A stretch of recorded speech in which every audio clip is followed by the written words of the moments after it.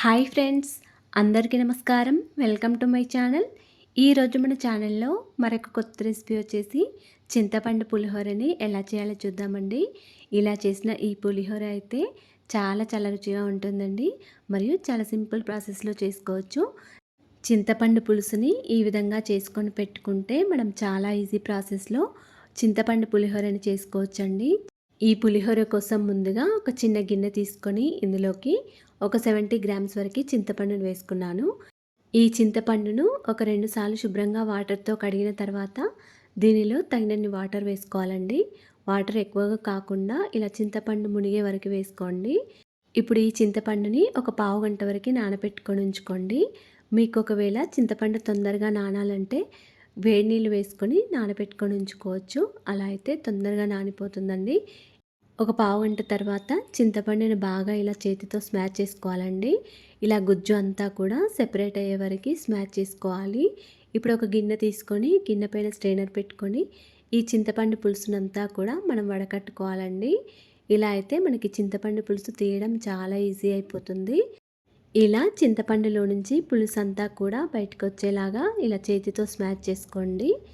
కొన్ని వాటర్ వేసుకొని చింతపండులో నుంచి పులుసు అంతా కూడా తీసేసుకోండి. మరీ ఎక్కువగా వాటర్ వేసుకోవద్దు. ఇలా కొన్ని వాటర్ వేసుకొని మాత్రమే మనం చిక్కటి పులుసును తీసుకోవాలండి. ఇలా చింతపండు గుజ్జులోంచి పూర్తిగా రసం వచ్చేదాకా మీరు ఇలా స్మాష్ చేసుకుంటూ ఉండండి.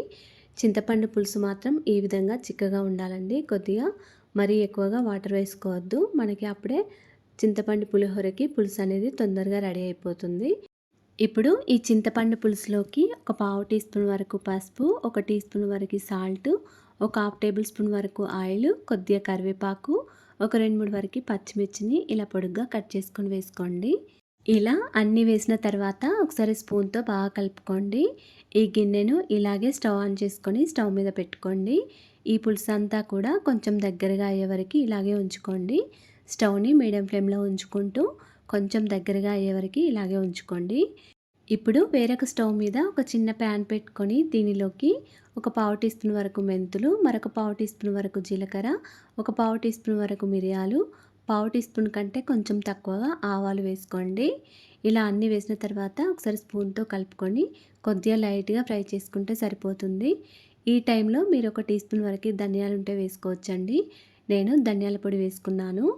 ఇలా ఒక టీ స్పూన్ వరకు నువ్వులు, ఒక 2 వరకు ఎండుమిర్చిని ఇలా సగానికి చుంచుకొని వేసుకోండి. నువ్వులు కొంచెం చిటపట అనే వరకు ఫ్రై చేసుకుంటే సరిపోతుందండి. ఇలా ఫ్రై చేసుకున్న వాటిని కొంచెం చల్లారనివ్వండి. కొద్దిగా చల్లారిన తర్వాత ఒక చిన్న మిక్సీ జార్లోకి వేసుకొని గ్రైండ్ చేసుకోవాలి. ఇప్పుడు దీనిలోకి ఒక టీ స్పూన్ వరకు ధనియాల పొడి వేసుకుంటున్నాను. మీ దగ్గర ధనియాలు ఉన్నట్లయితే ధనియాలైనా వేసుకోవచ్చండి. ఇప్పుడు దీనిని మెత్తగా గ్రైండ్ చేసుకోండి. ఇలా గ్రైండ్ చేసుకున్న ఈ పొడిని పక్కకు పెట్టుకోండి. ఇప్పుడు మనం స్టవ్ మీద పెట్టుకున్న చింతపండు పులుసుని ఒకసారి చూసుకోండి. ఇలా చింతపండు పులుసు కొంచెం చిక్కగా అయితే సరిపోతుందండి. ఇలా చింతపండు పులుసు కొద్దిగా మరిగిన తర్వాత దీనిలోకి మనం గ్రైండ్ చేసుకొని పెట్టుకున్న ఈ పొడిని వేసుకోండి. ఈ పొడి వేస్తే మాత్రం చింతపండు పులిహోర చాలా చాలా రుచిగా ఉంటుందండి. ఇలా ఈ చింతపండు పులుసు అయితే నేను నైట్ ప్రిపేర్ చేసుకొని పెట్టుకొని మార్నింగ్ పులిహోర కలిపి దేవునికి నైవేద్యంగా పెట్టానండి. ఇలా అయితే మనకి పులిహోర చేయడం చాలా ఈజీగా అయిపోతుందండి. ఇప్పుడు ఈ పొడి వేసిన తర్వాత మనకి చింతపండు పులుసు అనేది కొద్దిగా చిక్కగా అయిపోతుంది. ఈ చింతపండు పులుసు మనకి ఇంకా చిక్కగా కావాలండి. ఇలా మధ్య మధ్యలో కలుపుకుంటూ స్టవ్ని మీడియం టు హై ఫ్లేమ్లో ఉంచుకుంటూ కలుపుకుంటూ ఉండండి. ఇలా తొందరగానే చిక్కబడుతుంది. ఈ విధంగా ఉంటే సరిపోతుందండి. ఇప్పుడు స్టవ్ ఆఫ్ చేసుకోండి. ఇప్పుడు మనం రైస్ కోసం ఒక కుక్కర్ తీసుకొని ఇందులోకి ఒక 2.5 గ్లాసుల వరకు బియ్యాన్ని వేసుకుంటున్నాను. ఈ బియ్యం వచ్చేసి ఒక 700 గ్రాముల వరకు ఉంటాయండి. ఈ బియ్యాన్ని ఒక 2 సార్లు శుభ్రంగా వాటర్తో కడుక్కొని దీనిలోకి ఒక 5 గ్లాసుల వరకు వాటర్ వేసుకోవాలి. ఏ గ్లాస్తో బియ్యాన్ని తీసుకున్నామో అదే గ్లాస్తో 4.5 లేకపోతే 5 గ్లాసుల వరకు వాటర్ వేసుకోవాలండి. ఇవి కొంచెం పాత బియ్యం కాబట్టి ఇక్కడ నేను 5 గ్లాసుల వరకు వాటర్ వేసుకున్నాను. ఇప్పుడు దీనిలోకి ఒక టీ స్పూన్ వరకు సాల్ట్, ఒక పావు టీ స్పూన్ వరకు పసుపు, అన్నం మనకి పొడి పొడిగా కావడానికి ఒక హాఫ్ టేబుల్ స్పూన్ వరకు ఆయిల్ వేసుకోండి. ఇలా అన్నీ వేసిన తర్వాత స్పూన్తో బియ్యాన్ని అంతా కూడా ఒకసారి కలుపుకోవాలి. ఇప్పుడు కుక్కర్ మీద మూత పెట్టుకొని ఒక 3 విజిల్స్ వచ్చే వరకు ఉంచుకోండి. తర్వాత స్టవ్ ఆఫ్ చేసుకోండి. కుక్కర్ మూత పైన విజిల్లోని గాలి అంతా పోయిన తర్వాత అన్నాన్ని ఒకసారి చూసుకోండి. ఈ అన్నం అయితే కొద్దిగా చల్లారితే పొడి పొడిగా అయిపోతుందండి. మీరు కావాలనుకుంటే అన్నంని గిన్నెలో అయినా వండుకోవచ్చు. ఇప్పుడు ఈ అన్నంనంతా కూడా ఒక పెద్ద బేషన్‌లోకి వేసుకోండి. ఇలా వేసుకుంటే మనకి అన్నం అంతా కూడా కొద్దిగా చల్లారిపోతుంది. ఇలా అన్నంని కొంచెం వెడల్పుగా అనుకొని ఒక 2 వరకు కరివేపాకు రెమ్మలను వేసుకొని పూర్తిగా అన్నాన్ని కప్పేయండి. అప్పుడు మనకి పులిహోర అనేది చాలా రుచిగా వస్తుంది. అన్నంని కూడా కొద్దిగా పొడి పొడిగా చేసుకొని పెట్టుకోండి. ఇలా పొడి పొడిగా చేసిన తర్వాతనే కరివేపాకు రెమ్మలు వేసుకొని పెట్టుకోండి.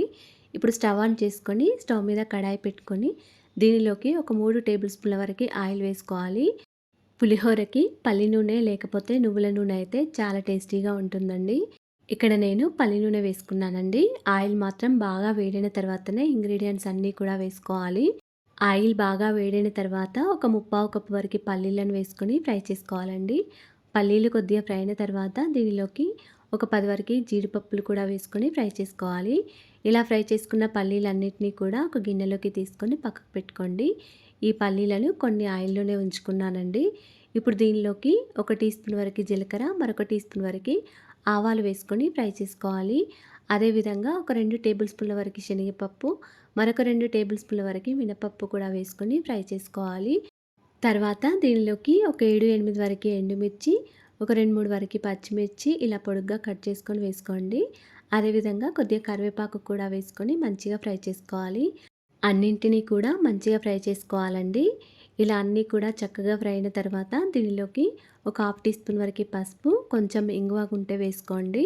ఇలా పసుపు వేసిన తర్వాత మొత్తం అంతా పోపును బాగా కలుపుకోవాలి. ఇప్పుడు ఈ పోపులోకి మనం చింతపండు పులుసును వేసుకోవాలండి. ఇలా చింతపండు పులుసు అంతా కూడా వేసిన తర్వాత స్టవ్‌ని సిమ్‌లో ఉంచుకుంటూ మంచిగా కలుపుకోవాలి. మనం వేసిన పోపంతా కూడా చింతపండు పులుసులో బాగా కలిసే విధంగా కలుపుకోవాలండి.